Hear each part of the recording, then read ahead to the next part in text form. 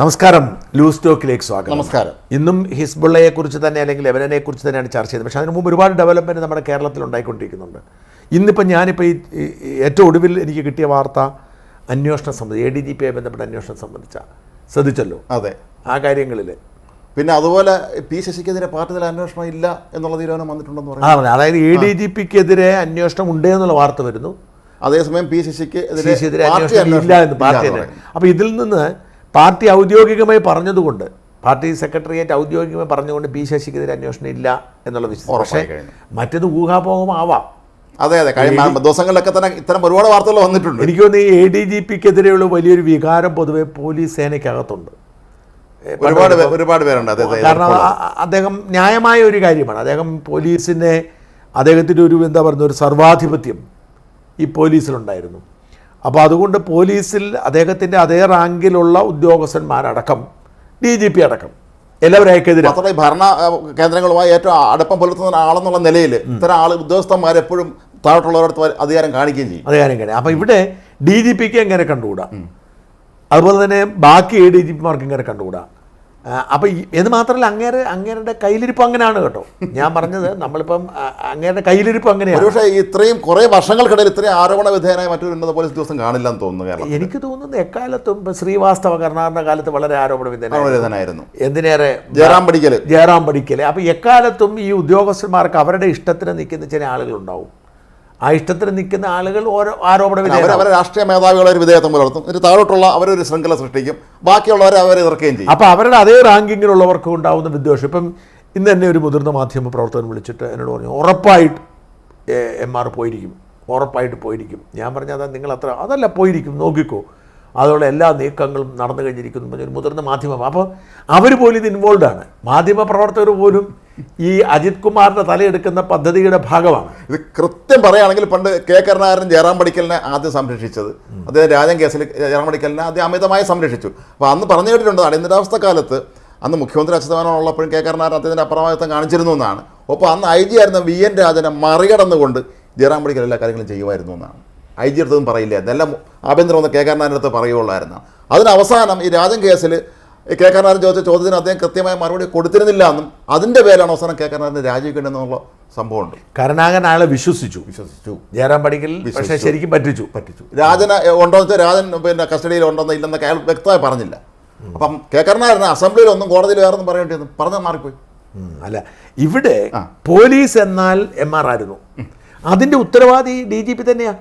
അങ്ങേര് 2 കൊല്ലം കസേര ഇരുന്നിട്ട് ആ സ്റ്റാൻഡ് എടുക്കണ്ടേ? തീർച്ചയായും അവർ ഇവിടെ എന്നെ നടക്കുന്ന അങ്ങേർക്ക് അറിയില്ല.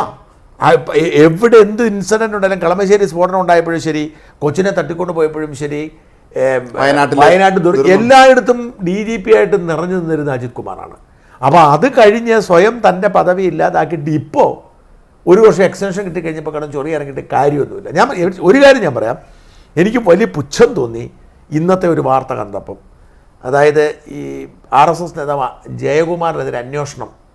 എങ്ങനെ അന്വേഷിക്കാൻ പോണത് അദ്ദേഹത്തിനെതിരെ? ജയകുമാർ നോട്ടീസ് അയച്ചെന്ന് പറഞ്ഞു. എന്തൊരു വിവരക്കേടുകളാണ്. അല്ലെങ്കിൽ ജയകുമാർ ഭീകരനായിരിക്കണം, അല്ലാതെ എന്തെങ്കിലും ഒരു ക്രൈം അക്യൂസ് ചെയ്യാതെ ഒരാൾക്ക് നോട്ടീസ് അയക്കുന്ന എന്ത് അടിസ്ഥാനത്തിലാണ്?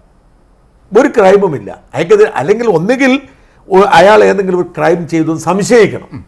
ഒരു ക്രൈം ചെയ്ത് സംശയിക്കാതെ നിങ്ങൾ MR അജിത് കുമാറിനോടൊപ്പം RSS നേതാവിനെ കണ്ടോ എന്ന് ചോദിച്ചാൽ പോയി പണി നോക്കണമെന്ന് പറയത്തില്ലേ? മാത്രമല്ല അങ്ങനെ സംഭവിക്കാനേ സാധ്യതയുള്ളൂ. ചുട്ടിക്കൂടി ദൂരെ എനിക്കറിയത്തില്ല ഇവരുടെ ഒരു അടിസ്ഥാനപരമായ വിവരമില്ലായ്മയുടെ പ്രശ്നമാണോ ഇനി അതോ ഈ പത്രങ്ങൾ പറഞ്ഞ നുണയാണോ? ഇതൊക്കെ സത്യമാണോ നമുക്കറിയത്തില്ല. നോട്ടീസ് അയച്ചു എന്ന് പറയുന്നത് പ്രധാനപ്പെട്ട കാര്യമാണ്. അജിത് കുമാർ മാറുന്നത് സത്യമാണോ? ഈ പലപ്പോഴും നമ്മൾ വിചാരിക്കാറുള്ള ഈ ഉദ്യോഗസ്ഥ തലത്തിലുണ്ടല്ലോ ഇത്തരം കാര്യങ്ങൾ പലപ്പോഴും വെളിയിൽ ചോർത്തി കൊടുക്കുകയും പിന്നീട് അത് സത്യമല്ലെന്ന് വരെ ചെയ്യുന്ന ഒരു അവസ്ഥ ഉണ്ടെന്നാണ് എനിക്ക് തോന്നിയിട്ടുള്ളത്. പലപ്പോഴും അതായത് ഈ ഉദ്യോഗസ്ഥന്മാർ തമ്മിലുള്ള ഭിന്നതയുടെ ഭാഗമായി വേറൊരുത്തരുടെ പണി കൊടുക്കാൻ വേണ്ടിയിട്ട് ചില വാർത്തകൾ സൃഷ്ടിക്കും. ന്യൂസ് പ്ലാന്റ് ചെയ്യുന്നതാണ്. ഈ പ്ലാന്റിങ്ങിൽ ഇപ്പോഴെല്ലാവരും പണ്ട് വീണ് പോകത്തില്ല, നമുക്കറിയാം കൃത്യമായി പ്ലാന്റിങ്. ഈ പ്ലാന്റിങ്ങിൽ പലരും വീണ് പോകുന്നതാണ് പ്രശ്നം. അൻവർ ഇവിടെയും കടിച്ചോണ്ടിറങ്ങി ഇതെന്തോ അന്വേഷണം എന്നൊക്കെ പറഞ്ഞ് അൻവർ വന്നിട്ടുണ്ട്, ഇന്ന് വീണ്ടും ഇറങ്ങിയിട്ടുണ്ട്. അയാൾ എനിക്കറിയത്തില്ല, അയാൾ എൻ്റെ എന്തോ വലിയ പിൻബലം അൻവർക്കുണ്ട്. ആ പിൻബലത്തിൻ്റെ പുറത്ത്. എനിവേ നമ്മുടെ വിഷയം അതല്ല. നമ്മുടെ വിഷയം ഇസ്രായേലിൻ്റെ ഹിസ്ബുള്ള. അപ്പോൾ ഏറ്റവും ലേറ്റസ്റ്റ് ഡെവലപ്മെൻറ്റ്, ഏറ്റവും പുതിയ ഡെവലപ്മെൻറ്റ് ഇന്നുണ്ടായ സംഭവം, ഇസ്രായേൽ ടെൽ അവീവിലുള്ള മൊസാദ് ആസ്ഥാനത്തേക്ക് ഒരു മിസൈൽ വെച്ചു എന്നുള്ളതാണ് ഹിസ്ബുള്ള. ഇസ്രായേലെ സംബന്ധിച്ചിട്ടുണ്ടോ? ഇസ്രായേൽ സമ്മതിച്ചിട്ടില്ല, പക്ഷേ മറ്റവർ പറഞ്ഞു ഞങ്ങൾ ഇത് ലക്ഷ്യമിട്ട് തന്നെയാണ് ചെയ്തതെന്ന് പറഞ്ഞിട്ടുണ്ട്. ഹിസ്ബുള്ള പറഞ്ഞിട്ടുണ്ട്. അല്ലാതെ ഹിസ്ബുള്ളയുടെ അവകാശവാദം മാത്രമാണോ എന്നാണ് എൻ്റെ ചോദ്യം. അതിന് സാധ്യത കുറവാണ്, കാരണം അവരുടെ ലക്ഷ്യം തന്നെയായിരുന്നു അതെന്നാണ് നമുക്ക് മനസ്സിലാക്കുന്നത്. ടൈംസ് ഓഫ് ഇസ്രായേൽ എന്ന് പറഞ്ഞത് ഇസ്രായേൽ ഏറ്റവും പ്രധാനപ്പെട്ട മാധ്യമം, അവർ പോലും പറഞ്ഞിട്ടുണ്ട് ഇതിന് ലക്ഷ്യമിട്ട് തന്നെയാണ് ഇത് വന്നത്. എന്നിട്ട് വന്നോ ഇവിടേക്ക്? ഇല്ല, മറ്റേ അയൺ ഡോം തകർത്തില്ല. ബാലിസ്റ്റിക് മിസൈലാണ്, മിസൈലിനാണ് അയച്ചത്. അല്ല, ബാലിസ്റ്റിക് മിസൈൽ ആയതുകൊണ്ടായിരുന്നു. അല്ല പിന്നെ അവിടേക്ക് വരിക എന്ന് പറഞ്ഞാൽ ആദ്യമായിട്ടാണ് ടെല്ലവീവിലേക്ക് ഹിസ്ബുള്ള മിസൈൽ അയക്കുന്നത്. ഹമാസ് നേരത്തെ അയച്ചതൊക്കെ ചിലതൊക്കെ വന്ന് വീണ്ടും ചിലത് മറ്റേ അയൺ ഡോം തകർത്തിട്ടുണ്ട്. പക്ഷേ ഹിസ്ബുള്ള ആദ്യമായിട്ടാണ് ഇന്ന് ഇത്തരത്തിലുള്ള ആക്രമണം നടത്തുന്നത്. അവർ എനിക്ക് തോന്നുന്നത് ഗലീലിയും മറ്റും ആ പ്രദേശത്താണ്, വടക്കൻ ഇസ്രായേലിന്റെ അല്ല ആക്രമിച്ചുകൊണ്ടിരുന്നത്. വടക്കൻ ഇസ്രായേലിലാന്ന് തോന്നുന്നു അവർ ആക്രമിച്ചുകൊണ്ടിരുന്നത്.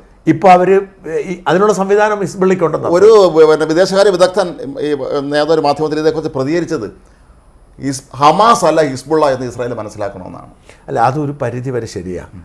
ഇതിന് നമ്മളെപ്പോഴും മനസ്സിലാക്കേണ്ടത് ഇസ്രായേൽ പരമാവധി ഹിസ്ബുള്ളയെ പ്രകോപിപ്പിക്കാതിരിക്കാനേ ശ്രമിച്ചിട്ടുള്ളൂ.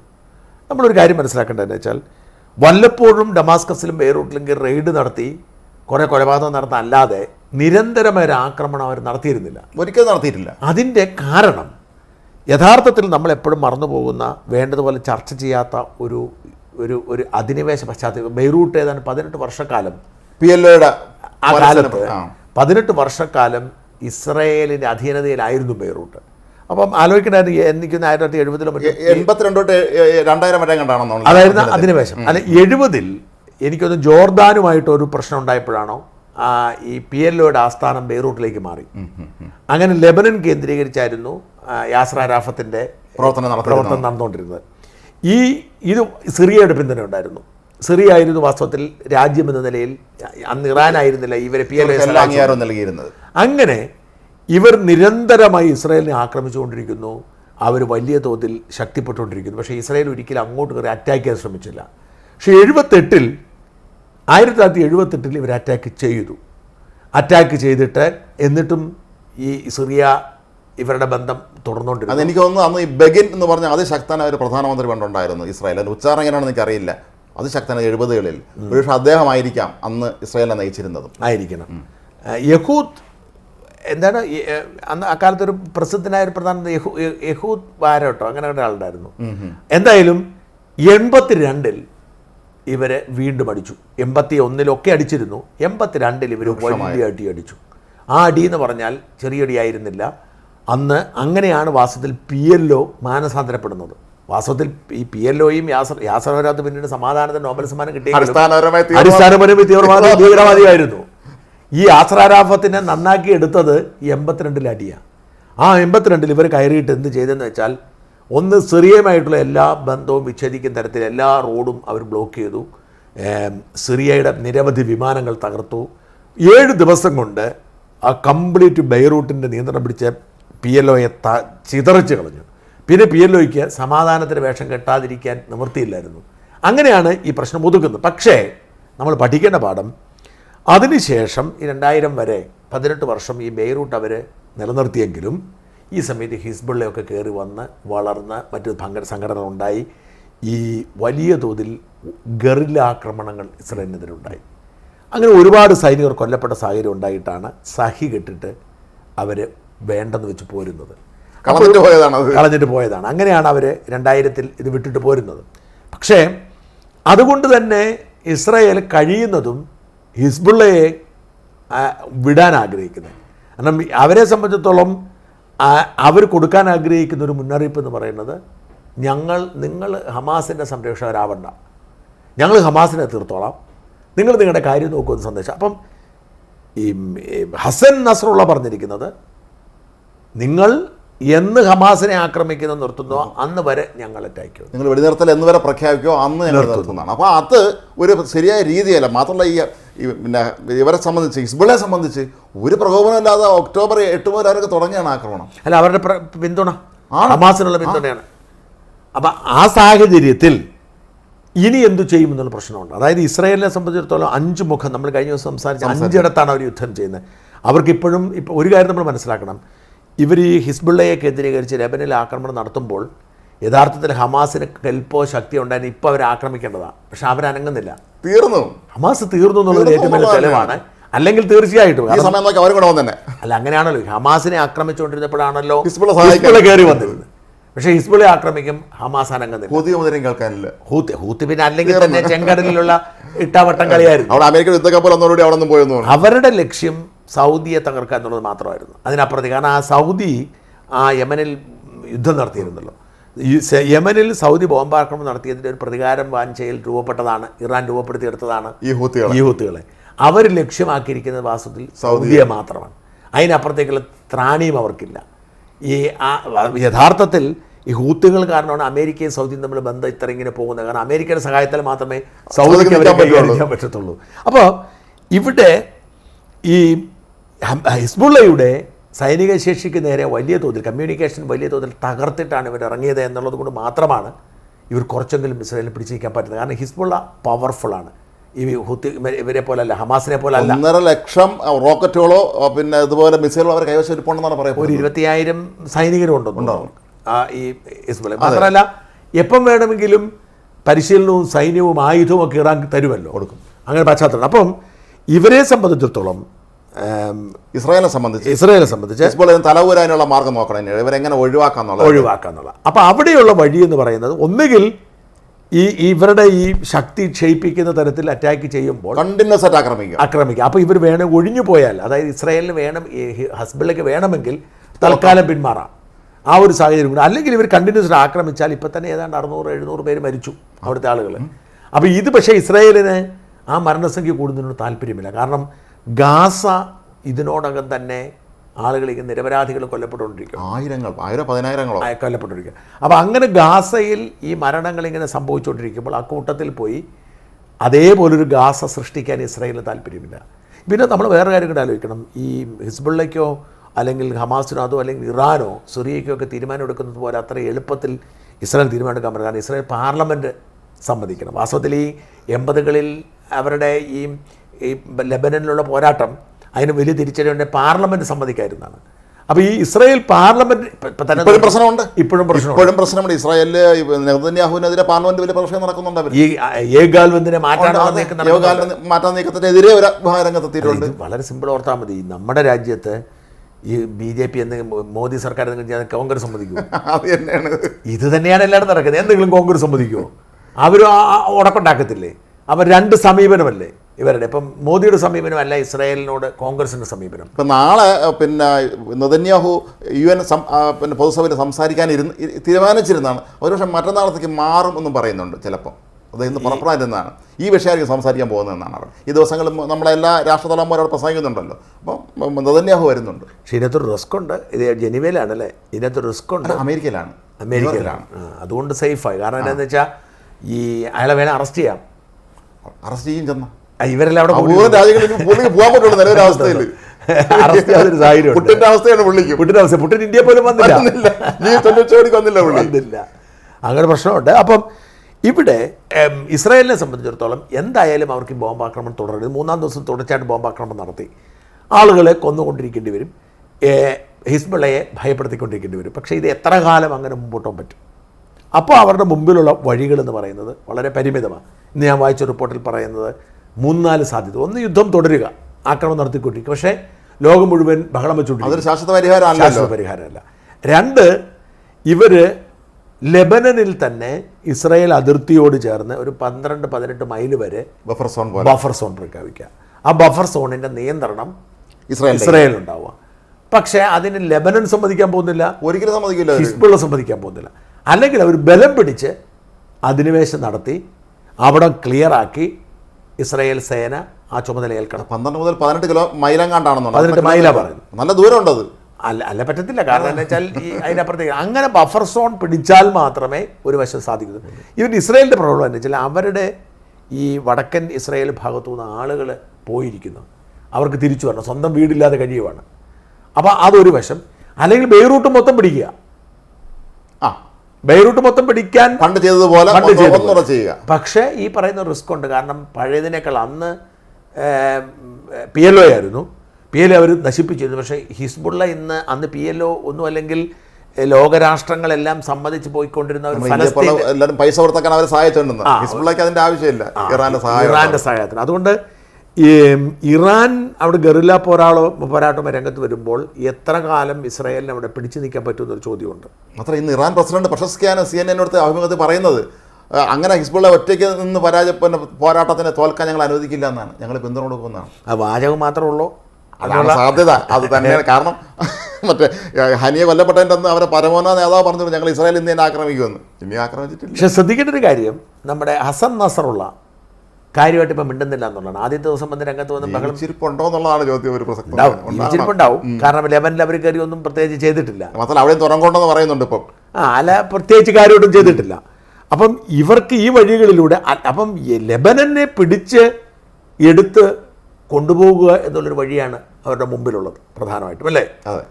പക്ഷേ ഇത് എത്ര കാലം ഇങ്ങനെ കൊണ്ടുപോകാൻ പറ്റും? ഇവിടെ ഈ ലെബനനിലേക്ക് ശ്രദ്ധ കേന്ദ്രീകരിക്കുമ്പോൾ വളരെ ഗൗരവത്തോടു കൂടി കാണേണ്ട കാര്യം എന്ന് വെച്ചാൽ ഇവരുടെ ഈ ഹമാസിനെ തീർക്കുക എന്നുള്ള ലക്ഷ്യം മാറ്റിവെക്കേണ്ടി വരും. ആ നേരം കൊണ്ട് അവരിന് വീണ്ടും ശക്തി പ്രാപിക്കുമെന്നുള്ളത് അറിയാനും പറ്റില്ല. അങ്ങനെ അപകടമുണ്ട് ഇവിടെ കോൺസെൻട്രേറ്റ് ചെയ്യുമ്പോഴേ. അങ്ങനെ അപകടമുണ്ട്. കാരണം ഹമാസിനെ ഒരു വിധത്തിൽ ഒരു ഇഞ്ചി പരവുമാക്കി അവിടെ ഇട്ടിരിക്കുകയാണ്. ഈ സമയത്ത് തീർച്ചയായും ഇവർ ഈ ലെബനനെ കേന്ദ്രീകരിച്ച് ഹിസ്ബുള്ളയുടെ നേരെ ആക്രമണമായിട്ട് മുമ്പോട്ട് വരുമ്പോൾ ചിലപ്പോഴാണെങ്കിൽ അങ്ങനൊരു അപകടം കൂടിയുണ്ട്. ആ ഒരു അപകടം കാണേണ്ടതുണ്ട്. പക്ഷേ ഹിസ്ബുള്ള ഇപ്പോൾ ഒരു വലിയ എന്താണ് മുഖ്യശത്രുവായി മാറുമ്പോൾ എന്തെങ്കിലും ചെയ്തേ മതിയാവും എന്നുള്ള പ്രശ്നം കൊണ്ടില്ലേ. കഴിഞ്ഞ ഒരാഴ്ച കണ്ടേ ആയിട്ടുള്ളൂ ശരിക്കും പറഞ്ഞാൽ. അല്ലെങ്കിൽ ഇസ്രായേൽ ഹിസ്ബുള്ള ആക്രമണം നടത്തുന്ന ലെബനനിലേക്ക് ഇസ്രായേലിലേക്കൊക്കെ അവർ മിസൈലൊക്കെ ചെയ്യുന്നുണ്ട്. പക്ഷേ ഈ ഒരാഴ്ച കൊണ്ടാണ് നമ്മുടെ പേജർ ആക്രമണം അതിൻ്റെ തുടക്കം കരുതിയിട്ട് പിന്നെ തുടർച്ചയായിട്ട് ആക്രമണം മുഴുവൻ ഹിസ്ബുള്ളയ്ക്ക് നേരെയാണ്. അല്ല, അതിൻ്റെ കാര്യം ഹിസ്ബുള്ള തുടർച്ചയായി ആക്രമിച്ചുകൊണ്ടിരിക്കുകയാണ്. നേരത്തെ പോലെ ഉണ്ട്. ഒരു വർഷം ഈ അയൺ ഡോം തടയുന്നത് കൊണ്ടാണ് രക്ഷപ്പെട്ടുകൊണ്ടിരുന്നത്. പക്ഷേ കഴിഞ്ഞ ദിവസം നസ്രത്തിലടക്കമുള്ള ഇടങ്ങളിൽ ഹിസ്ബുള്ളയുടെ ഇത് മിസൈൽ വീണു. അപ്പം ഹിസ്ബുള്ളയെ ഒതുക്കാതെ ഹമാസിനെ പൂർത്തിയാവത്തില്ല എന്നുള്ളത് നേരത്തെ പറഞ്ഞ പോലെ ഹമാസ് അല്ല ഹിസ്ബുള്ള എന്നുള്ളത് സത്യം ഇസ്രായേലിന് അറിയാം.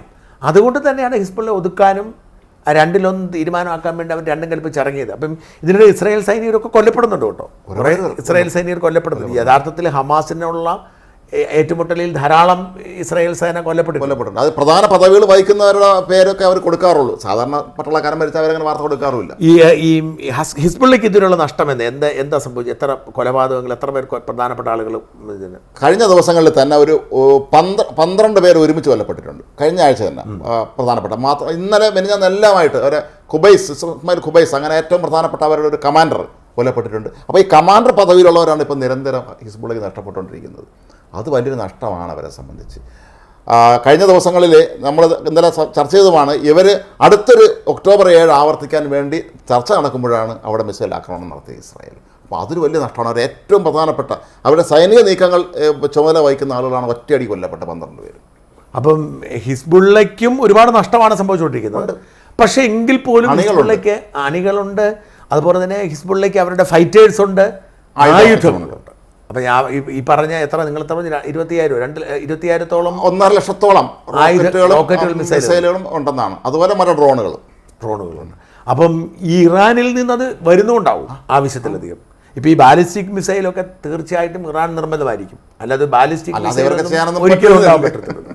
അപ്പോൾ ഇത്തരം ബാലിസ്റ്റിക് മിസൈലുകൾ വരെ വിടുന്ന സാഹചര്യത്തിലേക്ക് ഹിസ്ബുള്ള മുമ്പോട്ട് പോകുമ്പോൾ ഇസ്രായേൽ വലിയ വെല്ലുവിളി തന്നെയാണ് നേരിടുന്നത്. പക്ഷേ അവർ തോക്കത്തില്ല. ഇസ്രായേൽ വേറൊരു വെല്ലുവിളി കൂടെ ഇപ്പോൾ നേരിടുന്നുണ്ട്, സാമ്പത്തിക പ്രതിസന്ധി. കാരണം ഇത്രയും ഒരു വർഷം കൊണ്ട് യുദ്ധം നടത്തുക എന്ന് പറഞ്ഞാൽ ഇത് ആയുധം വാങ്ങാനും ഇതിൻ്റെ ബാക്കി ചിലവുകൾക്കും എല്ലാം അവരെ ബഡ്ജറ്റൊക്കെ വല്ലാതെ ചുരുങ്ങിയെന്നാണ് പറയപ്പെടുന്നത്. അത്ര പണം നഷ്ടമായെന്നാണ് അവർക്ക്.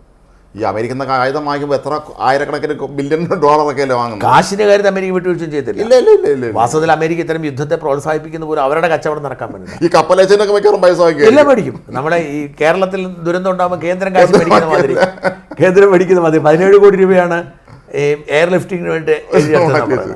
അതുണ്ടാവും. കാശിൻ്റെ കാര്യത്തിൽ ഒരു വിട്ടുവീഴ്ച അവർ ചെയ്യത്തില്ല. പക്ഷേ എത്ര കാലം ഇങ്ങനെ പോകാൻ പറ്റും എന്നുള്ളൊരു ചോദ്യം, അത് വലിയ ചോദ്യമാണത്. വലിയ ചോദ്യമാണ് എത്ര കാലം. കാരണം ഹമാസിനെ തീർത്തതുപോലെ അത്ര പെട്ടെന്ന് ഹിസ്ബുള്ളെ തീർക്കാൻ പറ്റുമെന്ന് നമുക്ക് കരുതാൻ പറ്റില്ല, വിശ്വസിക്കാൻ കരുതില്ല. ഇത്ര സമയമെടുക്കും. കാരണം അവർക്ക് അതിനുള്ള സംവിധാനങ്ങൾ അവർ കൈവശമുണ്ട്. അതൊരു വളരെ പ്രധാനപ്പെട്ട കാര്യമാണ്. പിന്നെ ഇറാൻ മാത്രമേ അവരിവിടെ ഉള്ളൂ എന്നുള്ളതൊരു സത്യമാണ്.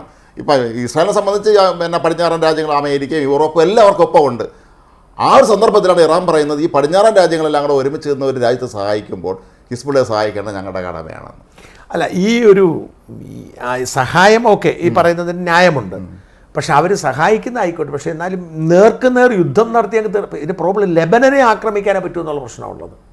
ഇസ്രായേലിന് മുമ്പിൽ അവിടെയല്ലേ ഇസ്രായേലിൻ്റെ മുമ്പിൽ ഇസ്രായേൽ എന്ന് പറയുന്ന ഒരു ശത്രു രാജ്യം ഇവർക്കെല്ലാം ഉണ്ട്, പൊതുശത്രുവായിട്ട്. പക്ഷേ ഇവർക്കൊരു ശത്രു രാജ്യമില്ലല്ലോ.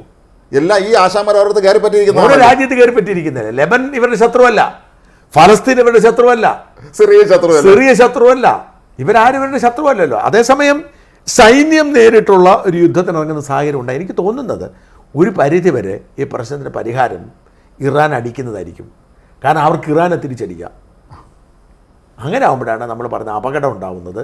അതായത് ഇപ്പോഴത്തെ ഒരു സാഹചര്യത്തിൽ ഹിസ്ബുള്ള കൊല്ലപ്പെടുകയും ഹിസ്ബുള്ളയെ ഒറ്റപ്പെടുകയും ചെയ്യുന്ന ഒരു സാഹചര്യം ഉണ്ടായാൽ അവരൊരിക്കലും 82-ലെ ഒരു സാഹചര്യത്തിന് വെയിറ്റ് ചെയ്യാൻ പറ്റത്തില്ല അവർക്ക്.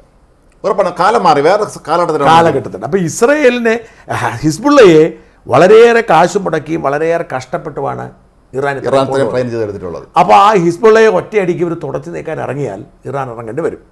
ഇറാൻ ഇറങ്ങുക എന്ന് പറഞ്ഞാൽ അവർക്ക് ഇസ്രായേലിലേക്ക് മിസൈൽ അയക്കാനുള്ള സമയം. അപ്പം നമ്മളെപ്പോഴും ശ്രദ്ധിക്കുന്ന കാര്യം എന്ന് വെച്ചാൽ ഇസ്രായേലിനെ ഇറാനിലേക്ക് ഒരു മിസൈൽ അയക്കാൻ അവർക്ക് പറ്റിയ രാജ്യങ്ങളും കൊടുത്തില്ല. അത് വലിയ പ്രശ്നമാണ്. പക്ഷേ ഇറാന് ലെബനിൽ നിന്ന് അയക്കാം, സിറിയയിൽ നിന്ന് അയക്കാം, വേണമെങ്കിൽ ഹൂത്തി മുതലേ കൊടുത്താൽ അവരെ അവിടെ എവിടുന്നുള്ള അയക്കാം. അപ്പോൾ അത്തരം സാഹചര്യങ്ങൾ ഉള്ളത് കൊണ്ട് ഇറാൻ ഇസ്രായേലിനെ ആക്രമിക്കാൻ തീരുമാനിക്കുന്ന ഒരു സാഹചര്യം ഉണ്ടായാൽ, കാരണം ഇറാനും അവരുടെ ആത്മാഭിമാനത്തെ പ്രശ്നമാണ്, അങ്ങനെ ഒരു സാഹചര്യം ഉണ്ടായാൽ ഇതൊരു പക്ഷേ ഇതിന് അടുത്ത ലെവലിലേക്ക് മാറും. അതായത് ഐക്യരാഷ്ട്രസഭ അടക്കമുള്ളവർ നോ പറഞ്ഞിട്ടും അവർ ലെബനിൽ കയറി അടിച്ചു. എനിക്ക് മനസ്സിലാവുന്ന ഒരു കാര്യം, ഐക്യരാഷ്ട്രസഭ ഇത്ര ദുർബലമായി പോയോ എന്നുള്ളതാണ്. ഒരു കാര്യം മുമ്പൊക്കെ എന്തെങ്കിലും ഇതുകൊണ്ട് ഐക്യരാഷ്ട്രസഭ ശക്തമായി ഇടപെടുന്നുണ്ട്. മാത്രമല്ല ഐക്യരാഷ്ട്രസഭ സെക്രട്ടറി ജനറലിനെ സംബന്ധിച്ച് ഗുട്ടറസ് ആദ്യം മുതലേ തന്നെ അതിന് ഹമാസിനെ അനുകൂലിക്കുന്ന രീതിയിലേക്കാണ് പലപ്പോഴും സംസാരിച്ചത്. ഇതിൻ്റെ ഒരു പ്രൊഫഷൻ ഈ ആഗോള പ്രസ്ഥാനങ്ങളൊക്കെ, അത് ഐക്യരാഷ്ട്രസഭ ആയിക്കോട്ടെ അല്ലെങ്കിൽ ലോകാരോഗ്യ സംഘടന ആയിക്കോട്ടെ, അത്തരം സാധനങ്ങളൊക്കെ ഇവരൊക്കെ ഇതൊരു ഒരു അണ്ടർസ്റ്റാൻഡിങ്ങിൽ പോകുന്നതാണ്. അവരുടെ ഒരു തീരുമാനം നടപ്പിലാക്കണ്ട എന്ന് തീരുമാനിച്ചാൽ, ഇപ്പം ഞാൻ പറഞ്ഞ ഇപ്പം പലപ്പോഴും ഐക്യരാഷ്ട്രസഭ ഒരു തീരുമാനം എടുക്കുന്നു, രാജ്യങ്ങൾ നടപ്പിലാക്കുന്നു. ഇപ്പം നമ്മുടെ ഈ സൈബർ ലോ ഒക്കെ വന്നതൊക്കെ അങ്ങനെയാണ്. പക്ഷെ ഒരു രാജ്യം നടപ്പിലാക്കണ്ട എന്ന് തീരുമാനിച്ചാൽ ഇവർക്ക് പവറില്ലല്ലോ. ഇപ്പം ഈ അന്താരാഷ്ട്ര കോടതി എന്ന് പറയുന്നത് ഈ കോടതി അങ്ങനെ. അപ്പം ഞാൻ പറഞ്ഞത് സർക്കാർ ഒരു നിയമം നടപ്പിലാക്കാൻ ശ്രമിക്കുന്നു. പിണറായി വിജയൻ മറുനാടൻ മലയാളി ഷാജൻ അസ്കറിയെ അറസ്റ്റ് ചെയ്യാൻ തീരുമാനിക്കുന്നു. ആ അറസ്റ്റ് ചെയ്യാൻ നടപ്പിലാക്കാനായിട്ട് പോലീസ് ഉള്ളതുകൊണ്ടാണ്. പോലീസ് ഇല്ലാത്ത അവസ്ഥയിൽ എങ്ങനെ അറസ്റ്റ് ചെയ്തിടാൻ പറ്റും? അപ്പോൾ ഇവരെല്ലാം റെക്കമെൻഡേറ്ററി ബോഡീസാണ്. ഇവരെ ബേസിക്കലി ആണല്ലോ. ഇപ്പോൾ ഇന്റർനാഷണൽ കോർട്ട് ഓഫ് ജസ്റ്റിസ് പറയുന്നു ബെന്യാമിൻ നെതന്യാഹു യുദ്ധക്കുറ്റവാളിയാണ് എന്ന് വെച്ചാൽ ശരി, യുദ്ധക്കുറ്റവാളിയാണ്. ആരറസ്റ്റ് ചെയ്ത് ജയിലിലടിക്കും? ആര് ചെയ്തിടും? അപ്പോൾ ഇന്റർനാഷണൽ ബോഡികളുടെയൊക്കെ കുഴപ്പം എന്താ വെച്ചാൽ ഇത് പറഞ്ഞാൽ ആ രാജ്യത്തിന് ഇപ്പോൾ പണ്ട് കരുണാകരൻ്റെ കാലത്ത് ഉമ്മൻചാണ്ടിൻ്റെ കാലത്തൊക്കെ ഹൈക്കോടതി വിമർശിച്ചാൽ ഭയങ്കര നാണക്കേടായിരുന്നു സ്റ്റേറ്റിന്. ഇപ്പോൾ പിണറായിയുടെ കാലത്ത് ഹൈക്കോടതി വിമർശിച്ചവർക്ക് നാണക്കേട് പരാമർശങ്ങൾ വരുന്നു. അതൊരു വിഷയമല്ലല്ലോ. അതുപോലെ തന്നെ ഒരാൾ തീരുമാനം മൈൻഡ് ചെയ്യേണ്ടെന്ന് വെച്ചാൽ മൈൻഡ് ചെയ്യേണ്ട. അല്ല, പവർ അവരുടെ എന്തിനേറെ ഒരു ആൾക്കൂട്ടം കയറി ഒരു സർക്കാരിനെ പിടിച്ചെടുക്കുന്നു. ശ്രീലങ്കയിൽ അവർ ആൾക്കൂട്ടം കയറി പിടിച്ചില്ലേ? ബംഗ്ലാദേശ് പിടിച്ചു, ആൾക്കൂട്ടം പിടിച്ചില്ലേ? അവിടെ എല്ലാ ഭരണ സംവിധാനവും മാറി നിന്നില്ലേ? അപ്പോൾ പിന്നെയാണോ അതിനൊന്നും നടക്കത്തില്ല. പവർ എന്ന് പറയുന്ന സാധനത്തെ ഈ ഇംപ്ലിമെന്റ് ചെയ്യാനുള്ള സംവിധാനം നമ്മുടെ ഉണ്ടാണ്. അതില്ലാതെ വെറുതെ ആഹ്വാനം നടത്തിയിട്ട് ഇപ്പോൾ ഡൽഹി സർക്കാരിന് പോലീസില്ല, കേന്ദ്രത്തിന്റെ എന്ത് ചെയ്യാൻ പറ്റും? അപ്പം ഇതേ സിറ്റുവേഷൻ ഉള്ളത് കൊണ്ട് തന്നെ ഐക്യരാഷ്ട്രസഭ എന്ന് പറയുന്നത് അംഗീകരിക്കേണ്ട എന്ന് തീരുമാനിച്ചാൽ അംഗീകരിക്കേണ്ട, അത്രേ ഉള്ളൂ. ഈ ഐക്യരാഷ്ട്രസഭ എങ്ങനെ പ്രവർത്തിക്കുന്നത്? അമേരിക്ക പോലുള്ള പവർഫുള്ളായ രാജ്യങ്ങൾ ഇപ്പം ഇസ്രായേലിനെ ഉണ്ടാക്കുന്നു.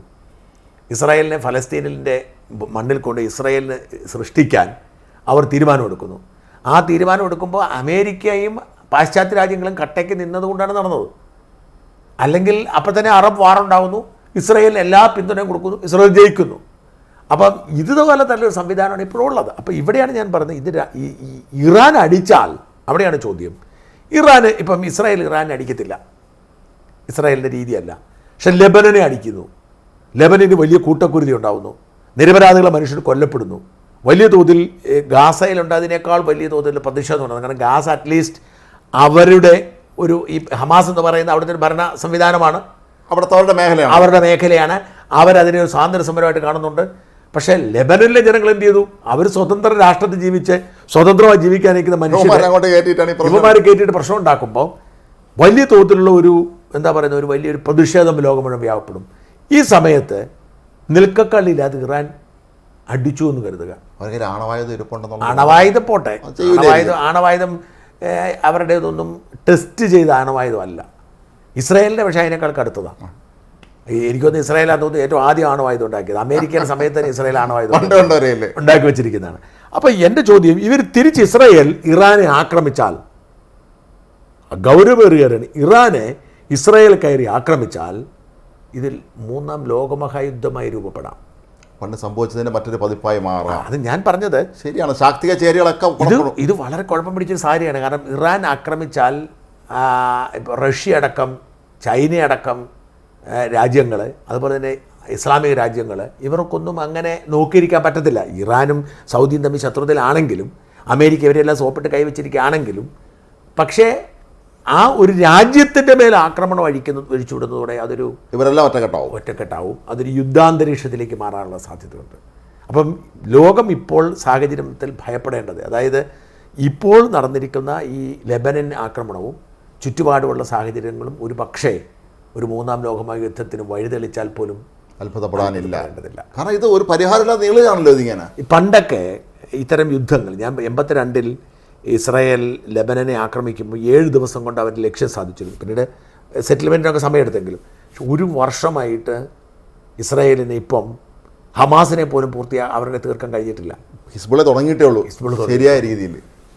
അപ്പോൾ ഞാൻ പറഞ്ഞത് അതുപോലെ തന്നെയാണല്ലോ അതിനേക്കാളായി ഉക്രൈനും റഷ്യയും തമ്മിൽ 2.5 വർഷം കഴിഞ്ഞിരിക്കുന്നു. ഞാൻ ആ യുദ്ധം ആരംഭിച്ചപ്പം എൻ്റെ പ്രതീക്ഷ, ഞാൻ ആദ്യത്തെ വീഡിയോ ഒക്കെ ചെയ്ത് ഞാൻ കരുതിയത് ഒരാഴ്ച കൊണ്ട് യുക്രൈനെ ചുരുട്ടിക്കൂട്ടി ഈ റഷ്യൻ ഫെഡറേഷൻ്റെ ഭാഗമാക്കി പ്രഖ്യാപിച്ചു എന്നാണ്. പക്ഷേ യഥാർത്ഥത്തിൽ യുക്രൈൻ റഷ്യയുടെ ചില ഭാഗങ്ങൾ പിടിച്ചെടുത്താണ് പറയുന്നത്. അവിടെ അവർ ഓഫീസറെ സ്ഥാപിച്ചു. ഞാൻ പറഞ്ഞത് നമ്മൾ വിചാരിക്കുന്നത് പോലെയല്ല. യുക്രൈൻ എന്ന് പറയുന്നത് സോവിയറ്റ് യൂണിയനിലെ വളരെ ചെറിയ, കമ്പാരിറ്റീവ്ലി ചെറിയ ഒരു ഭാഗമായിരുന്നു ഓർക്കണം, പ്രവിശ്യമായിരുന്നു ഓർക്കണം. അവിടെയാണ് സോവിയറ്റ് യൂണിയൻ്റെ പിന്തുടർച്ചാവകാശം മുഴുവനുള്ള റഷ്യയ്ക്ക് ഒന്നും ചെയ്യാൻ കഴിയാത്തത്. അപ്പം നമ്മൾ കരുതുന്നതിനപ്പുറമാണ് ഇത്തരം സാഹചര്യങ്ങളുടെ വളർച്ചയെന്ന് പറയുന്നത്. പക്ഷെ ഇപ്പോൾ ആശങ്കപ്പെടേണ്ടതും ഭയപ്പെടേണ്ടതും ഇതൊരു മൂന്നാം ലോകമഹായുദ്ധത്തിലേക്ക് പോകും. അത്ര കൂടുതൽ ആധുനികമായ ആയുധങ്ങളൊന്നും എല്ലാവരും കൈവശമുണ്ട് അന്നത്തെക്കാളും. അതെ, 82-നെക്കാളും. അപ്പം ഇതൊരു വല്ലാത്ത പ്രതിസന്ധി ഉണ്ടാക്കും. എത്രയോ രാജ്യങ്ങളെ ബാധിക്കും. ജോർദാനെയും ഈജിപ്തിനെയും ഗൾഫ് രാജ്യങ്ങളൊക്കെ ബാധിക്കും. എണ്ണ വിലയെ ബാധിക്കാം. ഇതൊക്കെ വലിയ തോതിൽ ബാധിക്കും. അപ്പം നമുക്ക് വളരെ വളരെ സങ്കടകരമായ അവസ്ഥയിലൂടെയാണ് ലോകം കടന്നു പോയിക്കൊണ്ടിരിക്കുന്നത്. ഒരു മൂന്നാം ലോകമഹായുദ്ധം എന്താ പറയുന്നത്, ഒരു വെളിപ്പാടകലെ ഉണ്ട് എന്ന് പറഞ്ഞാൽ പോലും അത്ഭുതപ്പെടേണ്ടതില്ലേ. അത് പ്രധാനമാണത്. കാരണം ഈ റഷ്യ യുക്രൈനും ഇതെല്ലാം കൂടെ കാണുമ്പോൾ ഇതൊരു വല്ലാത്ത, ഇപ്പം തന്നെ നമുക്ക് അറിയാമല്ലോ യുക്രൈൻ ആയുധം കൊടുക്കുന്ന ആരാണെന്നുള്ളത്, അതുപോലെ റഷ്യക്ക് ആരാണ് സഹായിക്കുന്നത് എന്നുള്ളത് നമുക്കറിയാം. അപ്പോൾ അതുകൊണ്ട് തന്നെ ഇങ്ങനെ ശാക്തിക ചേരികൾ പണ്ടത്തെ സംഭവിച്ചതുപോലെ ഒന്നുകൂടെ ആവർത്തിക്കാൻ സാധ്യതയുണ്ട്. സംഭവിക്കാതിരിക്കട്ടെ പ്രാർത്ഥിക്കും. പക്ഷേ ഇസ്രായേലിനെ സംബന്ധിച്ചിടത്തോളം എപ്പോഴും നമ്മൾ മനസ്സിലാക്കേണ്ട കാര്യം, ഇസ്രായേലിനെ സംബന്ധിച്ച് അവരുടെ നിലനിൽപ്പിൻ്റെ ഒരു പോരാണിത്. അവർക്ക് നിലനിന്നേ മതിയാവും. അവർ യുദ്ധത്തിൽ പിറന്നൊരു രാജ്യമാണ്. അവർ ആ ഒരു പിറവി മുതൽ അവർ ഇങ്ങനെ പ്രതിരോധിച്ചുകൊണ്ട് ശരിക്കും വളഞ്ഞിട്ട് ആക്രമിക്കുക എന്ന് പറയുന്നതാണ് സംഭവിക്കുന്നത്. പക്ഷെ അവർ ഒരിക്കലും തോറ്റിട്ടില്ല. തോറ്റ ചരിത്രം ഇസ്രായേലിനില്ല. ബാക്കി ഏത് രാജ്യത്തിനും സംഭവം മാത്രമാണ്. അത് അവർക്ക് ഒത്തിരി അബദ്ധമാണ്. അവരുടെ ഒരു കരുതലില്ലായ്മയാണ്, അവരുടെ ഇന്റലിജൻസ് ഒരു ഇന്റലിജൻസ് വീഴ്ച. അതായത് ഇതിനുള്ള ശേഷിയൊന്നും ഈ ഹമാസിനുണ്ടെന്ന് അവർ കരുതിയില്ല. പക്ഷേ ഇനി ഇസ്രായേലിന് അത്തരമൊരു വീഴ്ച ഉണ്ടാവത്തില്ല, ഇത്തരമൊരു പാളിച്ച ഉണ്ടാവത്തില്ല.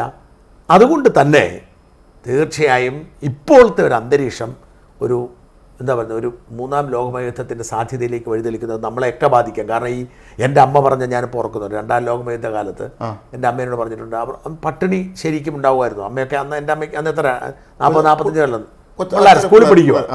അപ്പോൾ അമ്മ പറഞ്ഞിരുന്നത് അന്നൊക്കെ ഇവിടെ ഈ കപ്പയൊക്കെ ഇത്രയും പോപ്പുലറായത് അന്നാന്ന് പറഞ്ഞു. അന്ന് ഞാൻ പറഞ്ഞു ആ കാലയളവിന് ശേഷം ഈ നമ്മുടെയൊക്കെ കാലത്ത് പോലും, നമ്മളൊക്കെ കോളേജിൽ പഠിക്കുമ്പോൾ പോലും സ്കൂളിൽ പഠിക്കുമ്പോൾ പോലും ഈ ചോളവും ഗോതമ്പും ഒക്കെ വരുമായിരുന്നു അമേരിക്കയിൽ നിന്ന് വരുന്നത്. ആ ഒരു പട്ടിണി എത്രയോ കാലം തുടർന്നു എന്നതിന് തെളിവാണ്.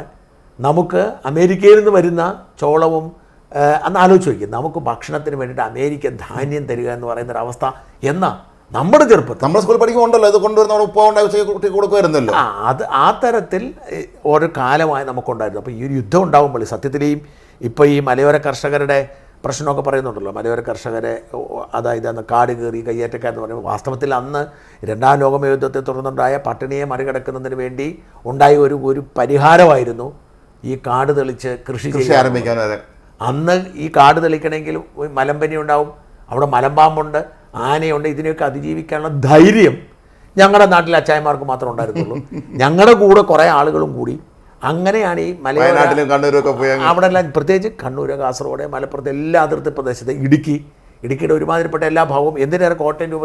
അത് എനിക്ക് തോന്നുന്നു ആലപ്പുഴ ഒഴികെ എല്ലാ ജില്ലകളുടെയും കൃഷി ചെയ്യാൻ സംവിധാനമുള്ള അതുപോലത്തെ ഒരു മലയോര മേഖല ഒന്നും ഇല്ലല്ലോ.